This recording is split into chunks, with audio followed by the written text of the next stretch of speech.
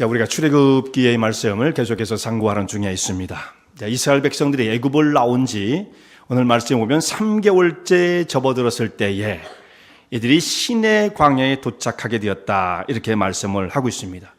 자, 애굽을 나와서 이들이 그동안 겪었던 많은 일들이 있었어요. 애굽을 나올 때 그냥 나온 것이 아니고 10가지의 재앙이 있었고, 마지막에 6월절에 하나님의 긍휼과 은혜를 통해서 애굽 백성에게 그것이 재앙이었지만 이스라엘 백성들은 그것이 구원의 사건이었죠. 6월절을 경험하고 또 광야에 나와서 홍해를 건너고 광야를 통과하여서 여기까지 오게 되어집니다. 광야에도 여러 가지 시험의 단계들이 있었습니다. 마라의 쓴물, 신광야의 배고픔, 르비딤의 목마름, 그리고 아말렉의 도전, 치열한 이런 광야의 훈련들이 있었어요. 또 하나님의 도우심을 통해서 이 모든 것들을 다 극복하고 또 시험도 지나고 이제는 시내산에 도착해서 여기에서 장막을 치게 되어집니다. 근데 이 시내산에 도착해서 이루어진 일이 대단히 중요해요. 이 사람들이 여기서 이제 상당 기간 오래 머무릅니다. 다음 해 2월 달까지 머무르니까 거의 한 11개월 정도 머무른다고 여러분 생각하시면 되겠죠. 11개월 정도. 대략적으로. 그러니까 상당히 그들이 어떤 그 이동하는 그 모습을 봤을 때 오래 체류한 지역이 되어진 거예요. 시내산에서 하나님과 시내산 언약을 체결하게 되어지는데 오늘 그 말씀을 상고하게 되었습니다. 하나님께서 이들에게 시내산 언약을 맺으시면서 이들이 지금까지 진행해왔던 일들을 리마인드 시킵니다. 그것이 뭐냐면 내가 너희를 어떻게 인도하였는지 너희가 다 보았다. 혹은 너희가 다 알고 있다. 너희가 체험한 바이다. 이렇게 말씀을 하십니다. 하나님께서 시내 광야에 진을 치고 있는 이스라엘 백성들 가운데 그 중에 이제 모세를 산으로 부르신데 당연히 이 산은 신의 산이겠죠. 그리고 성경에서는 호렙산으로도 이 산이 불려지게 되어집니다. 신의 산, 호렙산 두 가지예요.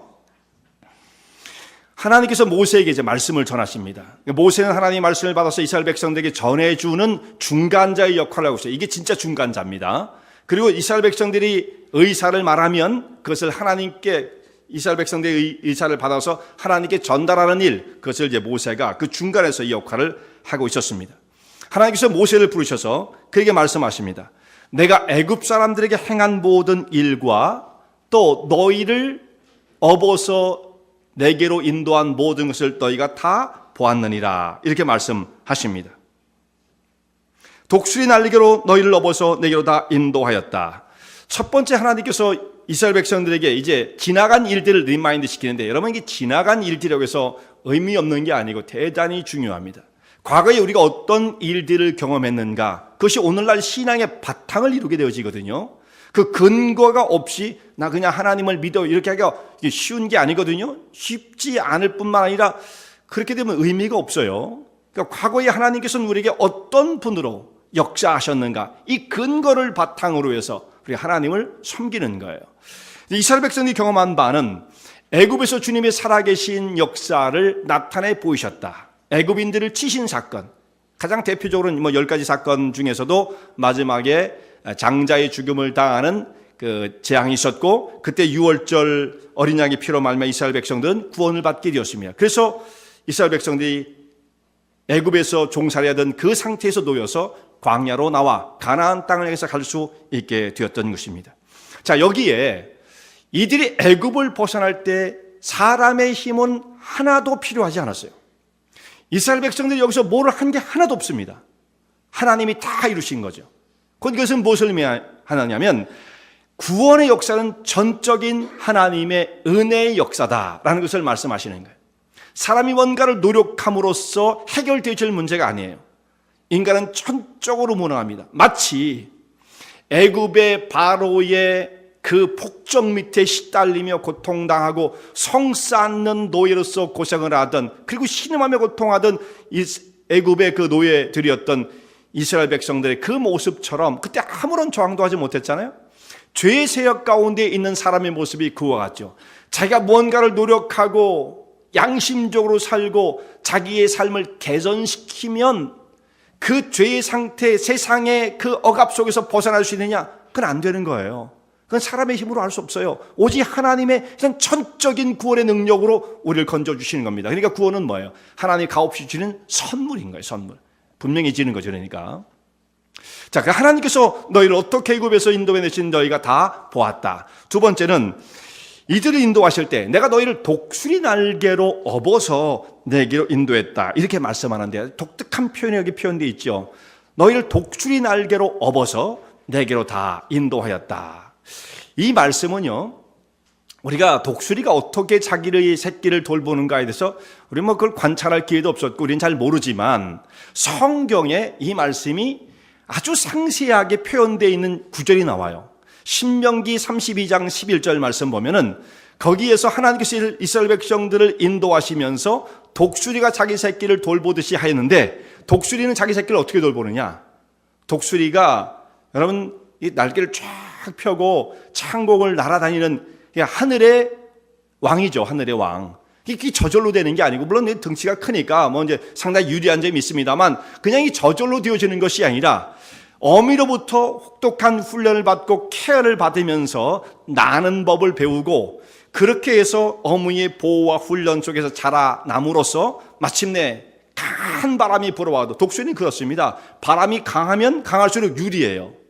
뭐 태풍 정도 온다면 모르겠습니다만 하여튼 보통 정도로 부는 바람보다는 조금 더 센 바람이 불 때 독수리는 날개만 쫙 펴면 하늘 향해 쫙 올라가게 되어지죠. 뭐 날개짓 할 필요도 없어요.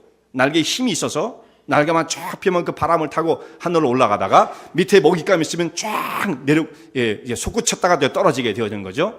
이 새끼를 기를 때 어떻게 하느냐면 새끼가 이제 눈을 뜨고 날개가 나오고 깃이 자라기 시작하면 훈련을 시키는데 그 신명기 32장 11절 말씀은 그렇게 되어 있습니다. 그가 날개로 그 둥지 위에 그들이 살고 있는 그 둥지를 너풀거리면서 또 새끼에게 그 날개짓을 함으로써 결국은 어떻게 하느냐면 새끼를 떨어뜨리는 거예요. 새끼가 이 독수리가 자리를 잡은 곳은 주로 낭떠러지, 절벽 같은 데에 자리를 잡습니다. 여러분이 그 독수리가 뭐 그런 지형이 없으면 할 수 없이 다른 곳에서 자리를 잡겠습니다만 주로 대부분 낭떠러지가 있다. 그럼 거기에 다 독수리 집이 있어요.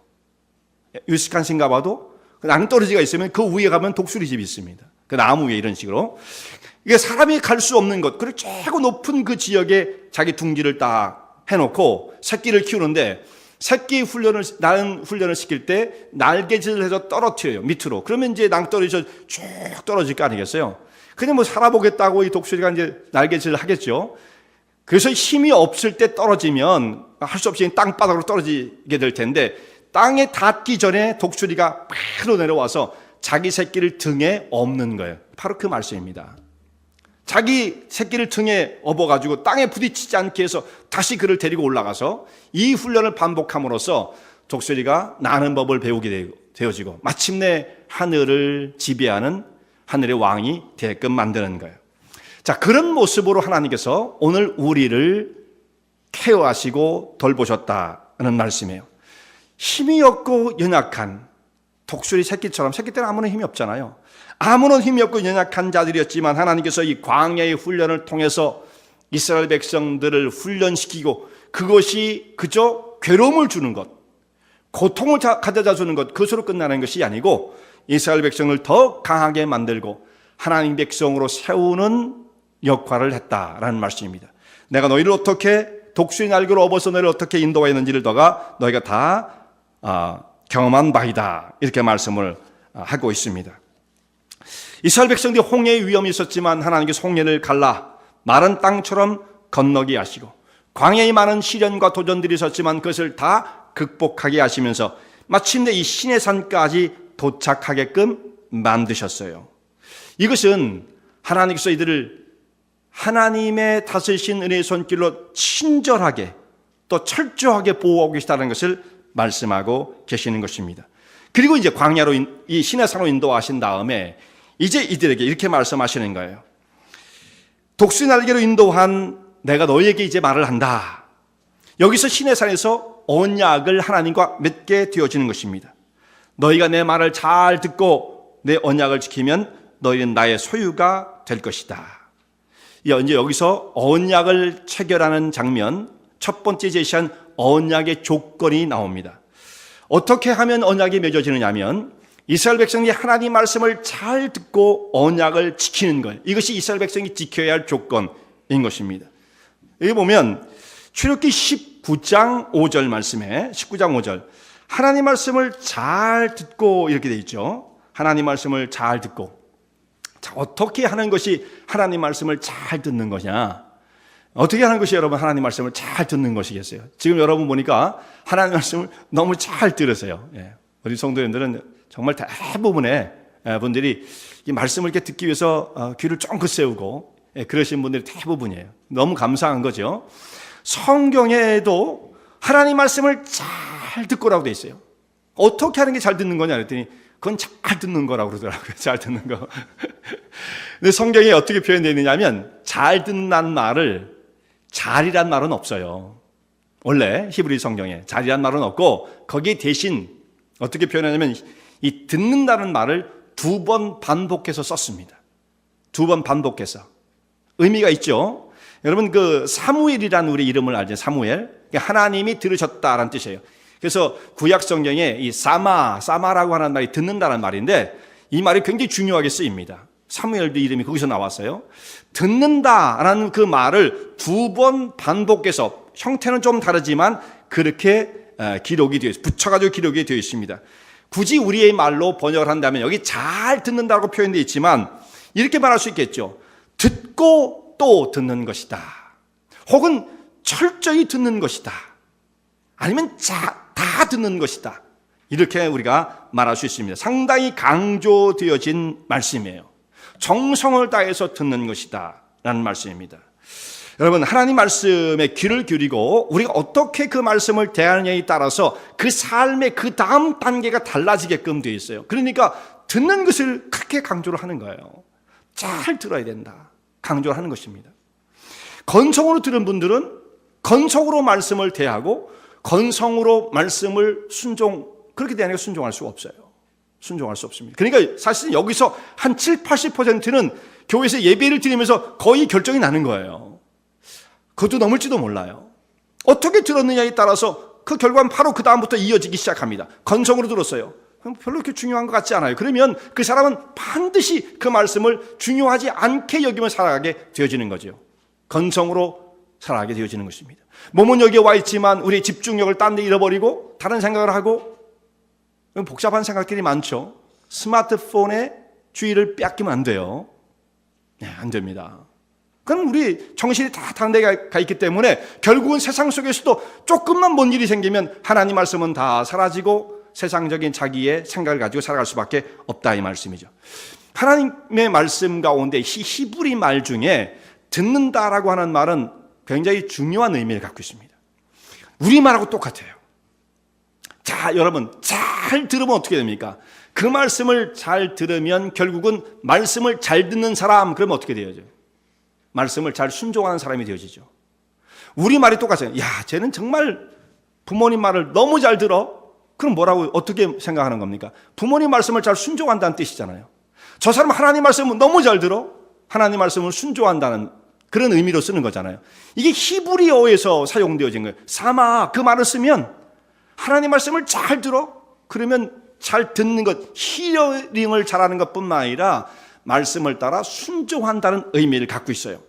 근데 이런 듣는다는 말에 순종의 의미가 담겨 있는 말이 우리 한국말하고 똑같아요. 영어는 여러분 그렇지 않잖아요. 그 그릭도 헬라어도 그렇지 않습니다. 듣는다는 말과 순종의 말이 많이 분리되어 있어요. 그러니까 이 사람들은 듣는 것과 순종을 따로 생각하는데 히브리 사람들하고 우리 한국 사람들은 두 가지가 같이 붙어 있으면 듣는 것은 순종하는 것이다라는 말씀이죠. 대단히 정말 여기 인사이트가 있습니다. 참 그래서 우리 한국 사람들, 유대인들 영적인 사람들이 아닐까요? 영적인 사람들. 영어로 여러분 hear, 그 다음에 listening. 여기 뭐 obey란 말이 없잖아요. 그게 그런 미닝이 담겨 있지 않잖아요. 그냥 듣는 거예요. 정성스럽게 듣는다. 주기를 깊숙해서 듣는다. 그 정도지. 그리고 나서 순종하는 건 그 다음 문제죠. 근데 히브리 사람들은 그렇게 보지 않았어요. 잘 듣기만 해라. 그러면 너희는 순종하게 되어진다. 이 말씀을 붙여놨다는 것 참 놀라운 의미가 있습니다. 우리하고 똑같아요. 그래서 여러분, 오늘 예배를 드리는 가운데 하나님 말씀을 잘 듣는 거, 성경 말씀을 읽으면서도 여러분 성경 말씀 읽고 계세요? 1년에 우리가 목표를 세워 1년에 한 번 정도 읽어야지. 오늘 여러분 셀그룹을 하면서 여러분들 그런 이야기들을 많이 하시게 될 거예요. 하루에 3장 내지 4장만 읽으면 한 10분만 내면 아무리 천천히 읽어도 15분이면 다 읽을 수가 있어요. 여러분 15분 동안 뭐 인터넷 뭐 이거 하는 데는 15분에 뭐 15시간도 쓰죠 우리는요. 그렇죠? 예? 근데 그걸 못 내요. 15분을 못 내요 우리는. 그래서 성경을 한 번도 못 읽어요. 근데 그렇게 하지 마시고 성경 말씀을 읽어야 되는데 그것도 그냥 때우기 위해서 막 건성으로 읽으면 별 의미가 없어요. 잘 읽어야 돼요. 그러면 정말 영적인 양식이 되어지죠. 자, 이렇게 하나님 말씀을 잘 듣고 언약을 지키면, 그렇게 되어지면 그 다음에 너희는 나의 백성이 되어질 것이다. 그 언약의 결과가 나옵니다. 너희는 나의 백성이 될 것이다. 자, 온 세계가 내게 속하였다. 이 말씀은 무슨 뜻이에요? 하나님께서 모든 천지 만물을 지으신 창조주이시며 만물의 주인이시다라는 뜻이죠. 여러분, 우리가 하나님의 선택을 받아 하나님의 백성이 되었지만 하나님의 백성이 아닌 세상에 있는 사람들은 다 어디서 왔습니까? 다 그들도 하나님으로부터 온 사람들이죠. 영적인 의미로는 예수님께서 말씀하실 때 그들은 마귀에서 났다 이런 말씀을 쓰고 계시긴 합니다만, 그럼에도 모든 사실상 이 땅에 있는 눈으로 보이는 모든 것들, 초월의 세계도 하나님께서 지지 아니하신 것은 하나도 없는 거예요. 다 하나님의 창조의 결과인 것입니다. 그러니까 하나님은 모든 창조의 근원자이신 거예요. 그런데 너희가 내 말을 잘 들으면 너희는 열국 중에 내 소유가 될 것이다. 민족이 많지만 그 중에 너희는 특별한 나의 소유가 될 것이다. 하나님께 이렇게 말씀하십니다. 여기 특별한 소유가 된다는 것은 하나님께 속한 자가 된다는 뜻이에요. 우리 세상에 속한 자가 아니라 하나님께 속한 자가 되어질 것이다. 하나님께서 보실 때 그들을 보배처럼 여길 것이다. 그런 뜻입니다. 너희는 나의 보배가 될 것이다. 여러분, 너무 좋은 말씀 아닙니까? 그냥 내 거야, 소유권만 주장하시겠다는 뜻이 아니에요. 너희는 나에게 가장 소중한 보물이 될 것이다. 그런 의미입니다. 내 소유가 될 것이다. 근데 그렇게 되어지면, 하나님의 소유가 되어지면 하나님 그들을 지키시는 거예요. 내 거다 하는데도 그걸 안 지키는 사람이 있어요? 내 거는 지키게끔 되어 있죠. 그래서 하나님의 백성들 하나님께서 어떤 상황 속에서 돌보시며 책임지고 지키실 것이다 라고 하는 의미가 너희는 내 소유가 된다, 이 뜻에 담겨 있습니다. 두 번째, 하나님께서 이렇게 말씀하신 말은 너희는 내게 있어 제사장 나라가 될 것이다, 이렇게 말씀하세요. 제사장 나라. 세상에 열국이 있지만 그들이 이제 하나님을 알지 못하잖아요. 하나님을 아는 사람들은 사실상 지금 보면 극히 소수예요. 극히 소수입니다. 기독교 인구가 지금 세계적으로 20%, 15% 이렇게 얘기를 하지만 지금 감소 추세로 들어섰죠. 아무리 그렇게 20% 이렇게 따진다 할지라도 여러분 20%가 다 하나님을 믿겠어요? 그렇게 생각하지 않습니다. 정말 그 중에 하나님을 아는 사람, 정말 하나님의 백성은 그 중에서 또 소수예요. 남은 자들이 있는 거. 인구 센서스 할 때 나 기독교 표시했다고 그 사람이 기독교 신자가 되는 것입니까? 그렇지는 않은 거죠. 정말 하나님을 아는 사람, 정말 제사장 나라가 되어서 하나님의 생명과 구원의 역사를 세상 가운데에 주님을 알지 못하는 자들에게 전파하는 자가 되어질 것이라고 하는 말씀을 이 이스라엘 백성들에게 약속하시는 거예요. 이런 사명을 주시는 것입니다. 자, 이들이 지금까지 살아왔던 모습을 보면 어떻게 살았습니까? 자, 이게 그런 겁니다. 자기 몸뚱아리 하나도 건세하기 힘들었어요. 애굽에 살 때 날마다 신음과 고통 속에서 바로가 눌러대는 그 학대 밑에서 고통스럽게 살았던, 피눈물을 흘리며 살았던 자들이, 그러니까 자기 몸뚱아리 하나도 정말 건세하기 힘들었던 사람들이죠. 그런데 하나님께서 이들을 건져 너희는 이제 거룩한 하나님의 왕같은 제사장이 될 것이다. 너희 하나를 돌보는 정도가 아니라 이제는 너희를 통하여 애굽의 백성이든지 혹은 이방의 백성이든지 하나님을 알지 못하는 자들에게 하나님의 복음을 전파하고 생명을 전하는 자들이 될 것이다 라고 하는 이 영광스러운 직분을 허락해 주신, 영광스러운 지위를 허락해 주시는 거예요. 과거의 모습과는 너무 달라진 거죠. 비교가 안 되는 거 아니겠습니까? 하나님께서는 이런 뜻을 가지고 주의 백성들을 불러내신 것입니다. 여러분, 여기서 너희를 건져 구원받게 해줄 거야. 구원이 굉장히 중요하긴 하지만 구원이 끝은 아니에요, 여러분. 끝은 아닙니다. 그게 끝은 아니에요. 더 중요한 다른 목적들이 많아요. 하나님께서 우리를 부르신 중요한 목적이 있다, 이 말씀이죠. 너희는 제사장 나라가 될 것이다. 주변에 잃어버린 수많은 백성들을 주님께로 돌아오게 하고 생명을 얻게 하는 그 일에 하나님과 그들 사이에 서 있는 중간에 다리 역할, 브릿지 역할을 하는 자들이 될 것이다. 이렇게 말씀을 하십니다. 또 세 번째는 거룩한 백성이 될 것이다. 하나님께서는 거룩하시니 내가 거룩하니 너희도 거룩하라. 하나님 요구하신 바가 그거예요. 내가 거룩하니 너희도 거룩하라. 레위기의 주제가 바로 그겁니다. 내가 거룩하니 너희도 거룩하라. 그리고 이제 거룩의 길을 보여주시는 거예요. 우리같이 누추하고 어리석은 자들이 어떻게 하나님의 거룩에 참여할 수 있는 자들이 되어줄 수 있단 말인가. 근데 하나님께서 우리를 어디까지 부르시냐면 구원받게 해줄게. 이게 아니에요. 다가 아니에요. 너희를 나와 같은 영광스러움과 거룩에 참여하는 자가 될 것이다. 여기로 너를 부를 것이다 라고 말씀을 하시는 것입니다. 영광스러운 자리로 너를 부를 것이다 말씀하시는 것입니다. 근데 우리가 생각해 보면 어떻게 일을 할 수가 있어요? 오늘도 우리는 정말 누추한 삶을 살아가고 세상의 죄악의 세력이 너무도 크고 주변의 환경이 우리를 좌절시키고 우리 속에 일어나는 생각들은 참 누추한 생각들이 일어나고 우리 현실 세계가 이렇게 거룩하지 못하거든요, 사실. 그러니까 거룩과는 너무도 거리가 먼 생활을 하고 있는 우리들에게 하나님께서 어떻게 우리를 거룩하다고 말씀을 하시고 거룩한 백성이라고 말씀을 하신다는 것인가? 이걸 어떻게 감당할 수가 있나? 뭐 이스라엘 백성들 마찬가지죠. 애굽에서 생활하던 그들이 어떻게 거룩과 관련이 있었겠습니까? 성사는 노예들이 무슨 거룩과 관련이 있겠어요? 그건 생각도 해본 적이 없을 거예요. 그냥 먹고 살기도 급한데 무슨 거룩이 있겠어요? 근데 그들을 불러내요. 너희는 나의 거룩에 참여하는 자가 되게 할 것이다. 이것이 하나님께서 이스라엘 백성들을 부르신 신령한 목적이다 라는 말씀입니다. 그래서 우리가 부족하고 미련하지만 그 길을 추구하며 사는 사람들이에요. 여러분, 현대의 기독교인들은 거룩을 포기했습니다. 거룩을 포기했죠. 이 땅에 살면서 우리가 어떻게 거룩해요? 뭐 할 수 없죠. 뭐 그냥 뭐 적당히 사는 거죠. 뭐 섞여 사는 거죠. 뭐 지금 세상이 어느 세상인데 어떻게 그렇게 살겠어요? 이러고 다 포기를 하는 거예요.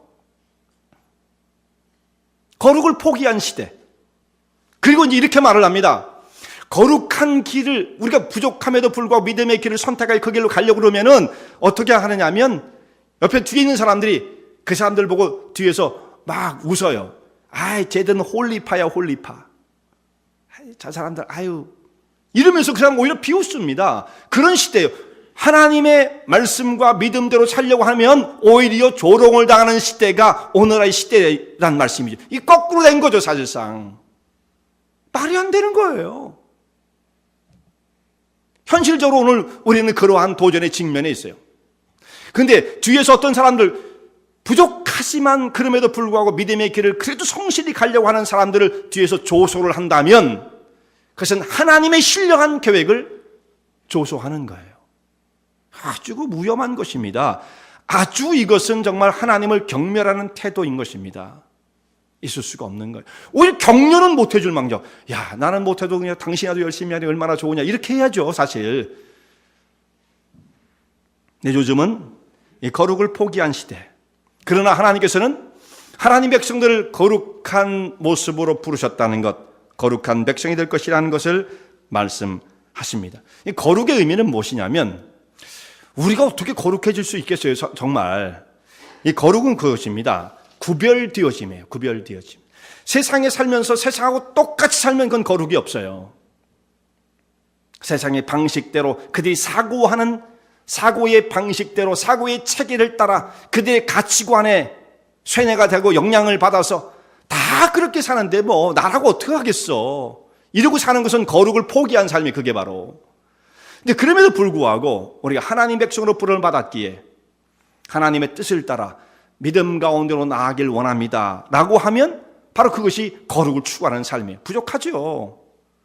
우리가 거룩하고 사실 우리가 비교의 대상 될 수가 없는 거예요, 원래는. 그러나 그럼에도 불구하고 하나님 말씀을 잘 듣고 하나님 말씀 가운데 순종하는 삶을 살아가고자 한다면 바로 그것이 거룩의 출발이 되어지는 거예요. 자, 여기서 너희는 나의 소유가 되어지고 왕같은 제사장 나라가 되어질 것이고 나의 거룩한 백성이 될 것이다. 이 말씀 어디서 많이 들은 거 아닙니까? 이 말씀은 베드로전서 2장 11절에 베드로가 이 말씀을 인용을 한 거예요. 2장 9절이에요. 2장 9절 이 말씀을 인용한 것입니다. 너희는 택하신 족속이요 왕같은 제사장들이요 거룩한 나라요 나의 소유된 백성이다. 이 말씀을 거기서 베드로가 이 말씀을 인용해 따온 거죠. 다시 돼 있어요. 그러니까 구약이나 신약의 말씀이 동일한 거예요. 구약에 있는 이스라엘 백성들도 하나님의 선택을 받은 백성이요 또 그리스도의 피로 말미암아 구원을 받은 신약에 있는 백성들도 하나님께서 이와 같은 목적을 가지고 이스라엘 백성 신약에 있는 백성들을 불러내셨다라는 말씀입니다. 자, 그런데 이제 마지막으로 하나님과 인격적인 관계, 이 언약을 맺으신 이 체결한 이 장면 속에 나타난 하나님은 어떤 분인가라고 하는 것이 아주 중요한 의미가 여기에 담겨 있습니다. 하나님께서 모세에게 이 말씀을 먼저 전했어요. 그러한 다음에 모세가 그 말씀을 받아서 백성들에게 다 전해줘야 합니다. 너가 들은 말을 백성들에게 다 전하라. 그러니까 모세가 내려가서 백성들을 만나서 이 말씀을 전하는데 백성이 200마리니까 200마리가 한 번에 다 전할 수 없잖아요. 그래서 장로들, 대표들을 부르는 겁니다. 그리고 이 말씀, 자기가 받은 말씀을 다 전해주었어요.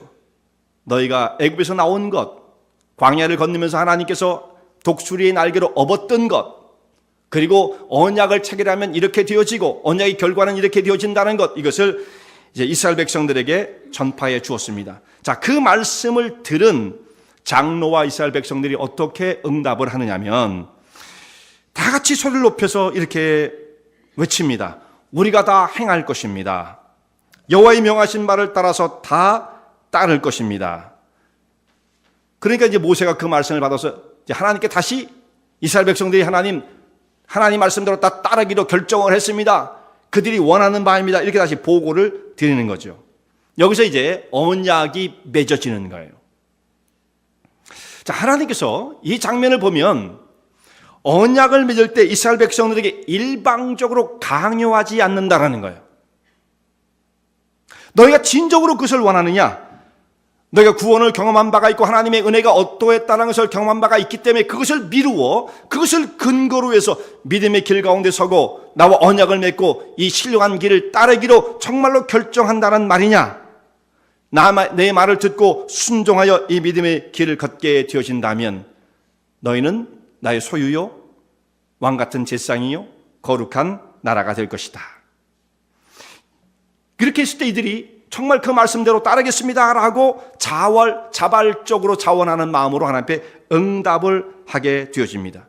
이렇게 하나님께서는 사람에게 자원하는 마음으로 하나님의 부르심에 응답하기를 요구하시는 거예요. 시내산에서 이스라엘 백성들을 부르신 하나님께서 그냥 아무런 그 사전 그런 말씀도 없이 야 너희는 이제 무조건 내 말을 따라야 돼. 안 그러면 너희는 예를 들어서 끝장이야 내지는 절대로 안 돼. 이런 식으로 하나님이 말씀하지 않으시고요. 구원을 받은 이스라엘 백성들에게 이제 하나님께서 그들을 인격적으로 대하십니다. 이스라엘의 백성들의 의사와는 관계없이 일방적인 것을 요구하신 것이 아니고 하나님의 뜻을 먼저 말씀하신 다음에 그들의 응답을 지금 요구하신 거예요. 자, 일방적인 것은 뭐예요? 강요가 되어지는 거죠. 이건 인격적인 것이 아니에요. 인격이라는 것은 상대방을 존중을 하고 인격적으로 그리고 그 인격을 인정을 하면서 동의를 이끌어내는 것, 이것이 인격적인 관계 아니겠습니까? 그러니까 하나님께서는 그렇게 하신다라는 말씀입니다. 너가 이렇게 하겠느냐? 그럼 이런 결과가 올 것이다. 그렇게 하나님의 뜻을 제시하고 이들의 동의를 구하시는 것입니다. 이것은 하나님께서 얼마나 자기를 낮추시고 우리 가운데 찾아오신 분이신가를 나타내 주는 바죠. 천지 모든 만물을 지으시고 역사의 주인이신 하나님께서 인간들과 얼마든지 자기의 하나님의 권세와 지위와 능력을 가지고 너희는 이렇게 해야 돼 하실 수 있지만 그렇게 하지 않으셨다는 말씀이에요. 인간이 지켜야 할 법을 던져주고 우리 십계명을 그렇게 생각할 수가 있어요. 야, 이걸 다 지켜야 돼. 이거 안 지키면 넌 끝이야. 십계명을 그렇게 생각을 할 수가 있는데 사실은 그게 아니에요. 그런 식으로 일방적으로 선포되어진 말씀이 아니다는 말씀이죠. 먼저 여기에 그들에게 하나님의 뜻을 전하고 너희가 그렇게 하겠느냐 물으신 후에 동의를 얻어내고 그 다음에 말씀을 주셨다라는 거죠. 자, 이렇게 하나님의 말씀을 또한 받아들이면 그들에게 놀라운 축복의 결과가 올 것이라는 것을 약속하시면서 인간이 그것을 따를 것을 요구하시는 것입니다. 너희가 이것을 지키겠느냐? 이스라엘 백성들의 의사를 묻고 계신다라는 말씀이죠. 그러므로 여기서 하나님은 어떤 분이신가를 깨닫게 되어져요. 하나님은 참 자상하신 분이시죠. 인격적인 분이시다. 높은 분. 그걸 끝나는 게 아니에요. 인격적인 분이에요. 부드러운 사랑을 가지신 분이라는 것을 깨닫게 되어집니다. 최고의 권세, 유일하신 하나님이시지만 인간을 대할 때 하나님은 긍휼과 인내와 인간에 대한 존중을 가지고 존중해요. 그리고 하나님은 자신을 낮추심으로 사람을 찾아오시는 것입니다. 이것이 하나님 안에서 발견되어지는 인격적인 모습이라는 말씀이죠.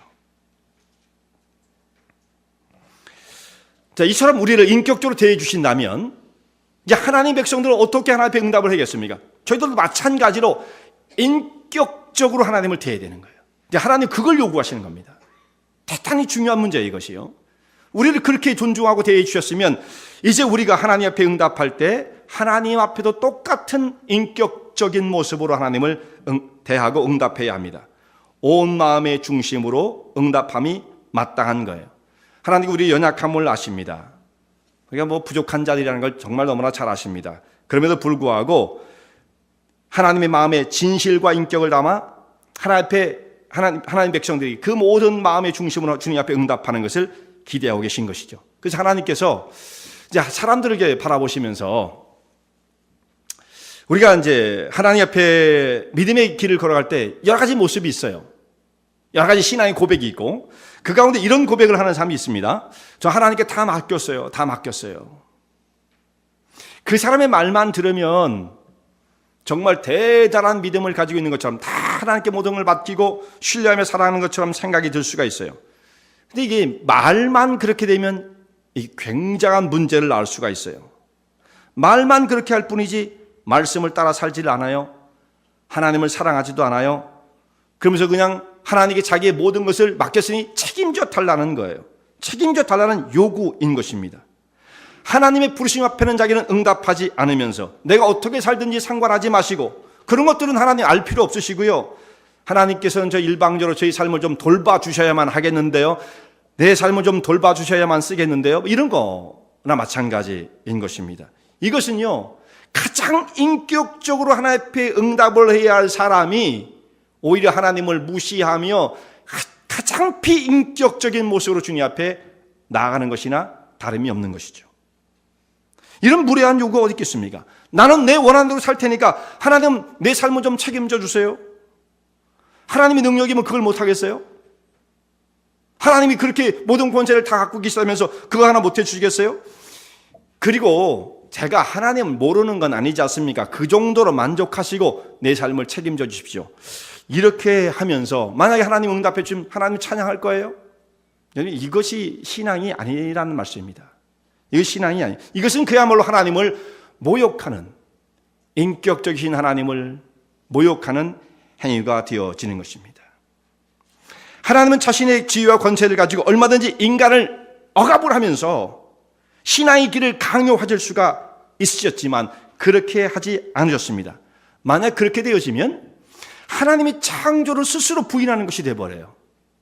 우리를 창조하실 때 하나님의 형상과 모양을 따라 사람을 지으셨다고 말씀하셨죠. 그게 뭐냐면 인격을 담아 지으셨다는 뜻이에요. 사람은 그냥 인격체예요. 인격체. 그러니까 존중받아야 할 대상이 되어지는 거죠. 하나님께서 그렇게 사람을 지으셨다고 말씀하시면서 명령을 줄 땐 무조건 지켜야 돼. 그러면 안 돼.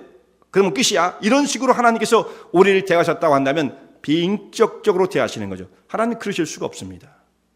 그런 사람을 여기 구원받은 믿음의 백성들을 불러 거룩한 백성으로 삼으실 때에 우리가 못되고 불순종의 길을 가고 거역하는 사람임에도 불구하고 하나님은 자신을 희생을 감수하시면서 더 고상한 방법으로 사람을 불러 거룩한 백성으로 이끌어 가시는 것입니다. 전능자이신 하나님께서 자신의 높은 지위가 있으심에도 불구하고 이처럼 사람을 존귀하게 여기시는데, 여러분, 사람은 자기가 조금만 지위가 높아진다고 생각하면 주변에 있는 사람들을 막대하기 시작하죠. 뭐 조금 알면 그 아는 것 때문에 뭐 자기가 모든 걸 다 할 수 있는 것처럼 생각이 되어지고, 모르는 사람을 아주 무시하게 되어지고, 조금 지위가 있으면 자기보다 낮은 지위에 있는 사람들을 함부로 대하고. 사람은 참 비인격적인 존재예요. 행동하는 모습을 보면 그 하나님의 그런 대우와 사랑을 받고 있으면서도 불구하고 다른 사람을 대할 때는 그렇게 하지 못할 때가 참 많습니다. 우리는 조금만 자기가 높다고, 지위가 높다고 생각하면 옆에 있는 사람들을 막 푸시해서 누르게 되어지죠. 그래서 그 한국 사람들은 그것을 갑질이라고 말을 하죠. 갑질. 예, 뭐 그렇게 표현을 할 수도 있다고 생각해요. 인도에서요, 어떤 부자가 있었는데 한 2, 3년 전에 신문에 났던 사건입니다. 차를 타고 자기 집으로 가는데 자기 집이 굉장히 큰 저택이었던 것 같아요. 그 집으로 들어가는 그 길에 이 단지가 조성되어 있는데 그 앞에 이 게이트가 있는 집이었어요. 그러니까 뭐 인도에서 상당히 부자, 아주 이 사람 부자였던 사람이에요. 이제 그 차를 타고 이제 거기를 들어가다가 게이트 문이 딱 열려야 되는데, 자기가 오던 속도로 달려오면 딱 그 전에 게이트가 열려야 되는데 그 속도로 달려와도 게이트가 안 열리는 거예요. 나중에 이게 조금 한 몇 초 정도 늦었겠죠. 몇 초 정도 늦어가지고 문을 열어주니까 이 운전자가 너무 화가 나가지고 내려와가지고 차에서 있는 쇠몽둥이를 붙잡고 그 경비원을 때려서, 그냥 때린 게 아니라 죽기까지 때렸어요. 사망한 사건이 벌어졌습니다. 세계의 신문이 났어요, 신문에. 아니, 이게 사람을 죽일 만한 일입니까? 근데 자기는 그럴 만한 대우를 받아도 된다고 생각하는 이런 갑질 정도가 아닌 거죠. 자기의 조금 높은 지위를 가지고 다른 사람을 철저하게 모독하는 이런 모습들은 그야말로 죄악의 그 잔인성, 인간의 부패함을 적나라하게 보여주는 사건이 되어지는 것입니다. 사람이 원래 그런 거예요. 우리 안에도 크고 작은 그런 모습들이 숨어 있어요. 다른 사람이 나보다 조금 더 못해 보이면 그걸 기회로 해가지고 다른 사람을 누르려고 하는 이런 자세들. 이게 참 안타까운 일이죠. 그러나 하나님께서는 철저히 자기를 낮추시고 사람에게 찾아오셔서 사람을 존중하십니다. 자, 이제 신의 산 아래에 있는 이스라엘 백성들과 함께 하나님께서 이제 언약을 맺으시기 위하여 신의 산에 임재하시겠다고 말씀을 하세요. 네, 그들과 만나 언약을 맺을 것인데 이제 3일 후에 그렇게 될 것이다. 너는 내려가서 이스라엘 백성들에게 준비를 시켜야 되는데 가장 중요한 것, 하나님을 만날 때 어떻게 해야 되느냐? 성결케 하라. 이렇게 되어 있어요. 성결. 이 가장 중요한 문제예요. 하나님은 거룩하신 분이시니까. 백성을 성결케 하라. 성결의 의미를 어떻게 하냐면 옷을 빨게 하라. 옷을 빨아라. 그리고 이제 이들 옷을 빨고 하나님을 만나기 전 3일 기다려라. 내가 3일 후에 신의 산에 강림할 것이다. 이렇게 말씀하십니다. 사람이 옷을 빤다고 거룩해지겠습니까? 3일 동안 경건하게 기도한다고 해서 사실 뭐 거룩해지겠습니까? 성결하게 되겠습니까? 그럼에도 이러한 모습을 말씀하시는 바는 하나님을 만날 때 사람이 어떻게 되어야 한다는 것을 하나님께서 이걸 통해서 가르쳐 주신 거죠. 사람은 하나님 앞에서 조심해야 되고 또 죄악을 버려야 되고 성결을 향해서 나가야 되고 하나님 앞에 조심하는 모습으로 나가야 할 것을 말씀하시는 것입니다. 오늘 우리에게 요구하시는 것도 변함이 없습니다. 하나님께서는 주의 백성들을 거룩한 제사장으로 부르신 거예요. 그들을 통해서 영광스러운 하나님의 사역을 이뤄나가길 원하십니다. 이런 목적을 가지고 하나님의 뜻이 계셔서 우리를 불러주신 것입니다. 그들만이 아니고 오늘 우리 주의 백성들에게 동일한 목적을 가지시고 주의 백성으로 삼으셔서 하나님의 사역을 이루어 나가길 원하시는 것입니다. 그러나 우리 자신을 보면 한없이 부족해요. 그런 인격적인 대우를 받을 만한 사람들이 못 돼요, 사실은. 그럼에도 불구하고 하나님께서 우리를 존귀하게 여기시고 기대를 걸고 계십니다. 너희 연약하지만 내가 너를 사용하길 원한다. 내가 부족하지만 너를 통하여 다른 사람에게 하나님의 거룩과 능력과 생명을 나타내길 원한다. 잃어버린 백성들을 세우는 일을 너를 통해서 감당하길 원한다. 하나님 백성들을 그렇게 부르신 것입니다. 생명의 하나님의 전달자, 하나님의 생명을 전하는 자로서 우리를 세우시기에 우리를 불러주신 것입니다. 그리고 깊은 관계를 맺으십니다. 오늘도 우리를 찾아오신 하나님 앞에 거룩한 삶으로 응답하는 하나님의 종들 되시기 바랍니다. 기도드리겠습니다.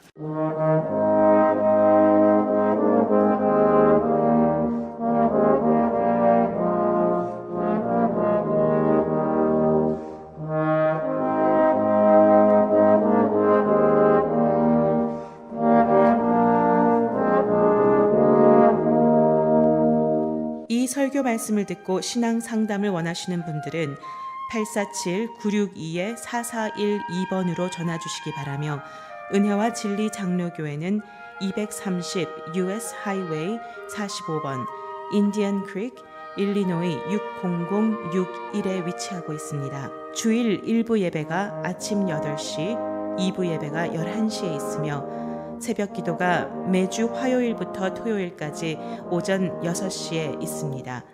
그리고 금요 성경 공부가 저녁 8시에 있습니다. 하나님의 은혜와 은총이 항상 여러분과 함께 하시길 바랍니다.